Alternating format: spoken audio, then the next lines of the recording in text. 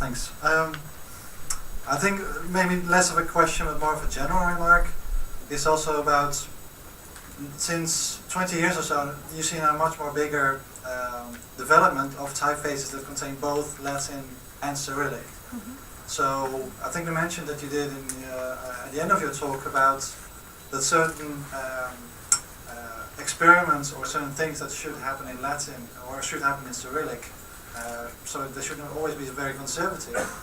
I think it rings especially true to typefaces where, because in Latin it sometimes seems the variety in shapes or things that you can do are, there's more freedom it seems. Mm. And then if you need to make an accompanying Cyrillic, it's sometimes very, it gets really hard sometimes to find the right solutions. And I think especially for people like you who are now being taught both Latin and Cyrillic, I think that also creates a very beautiful bridge, making things much more possible between making typefaces with both Latin and Cyrillic that both have the same spirit.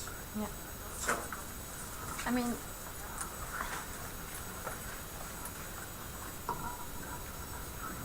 yeah, well, we do see the fact that often Western designers are a little bit intimidated by Cyrillic, and this is why it becomes even more conservative than it actually needs to be.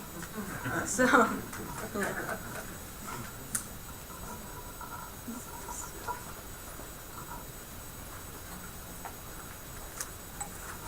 Hi, I'm interested to know a little bit about the difference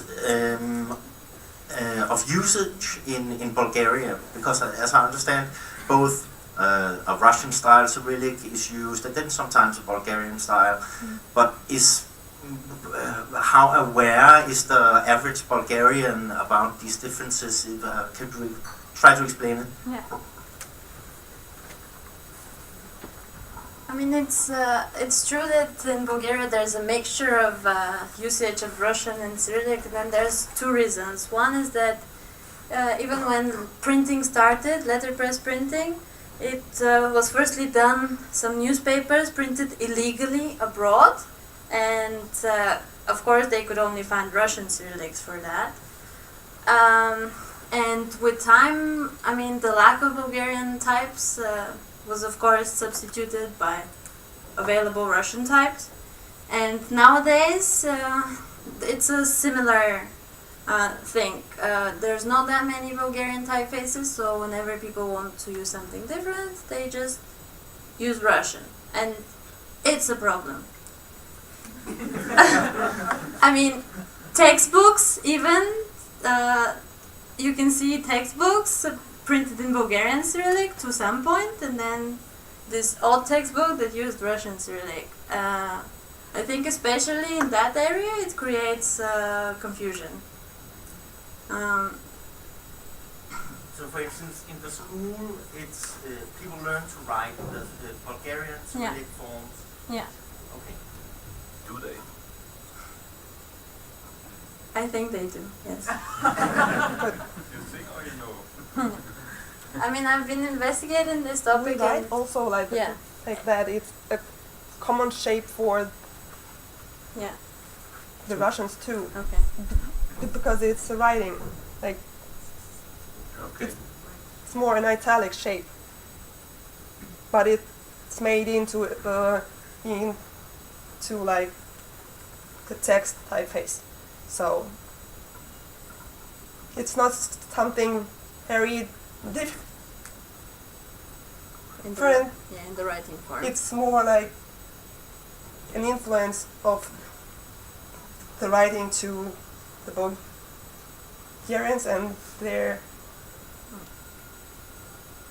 they like it more like that. So what can you do?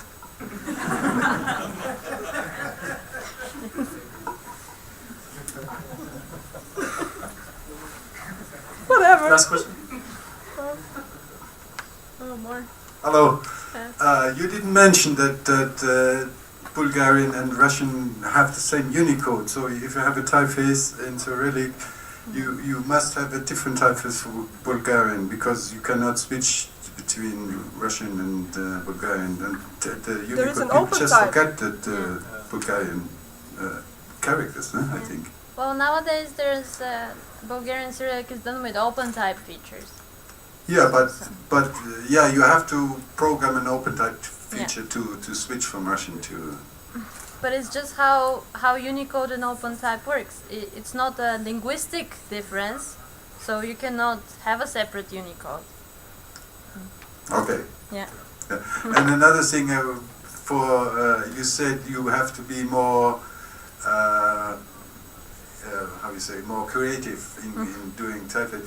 I did a typeface for MTEL in Bulgaria, and I designed a G, which was quite unusual for Latin characters. And you have the same G actually in your typeface, but the Bulgarians wouldn't like, they didn't accept it. We can read it, but they wouldn't accept it. No. It's a big corporation, I think. I don't know.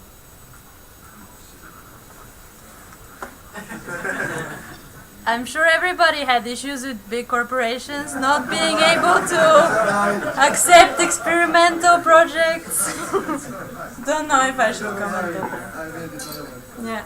Yeah. Okay. Thank you.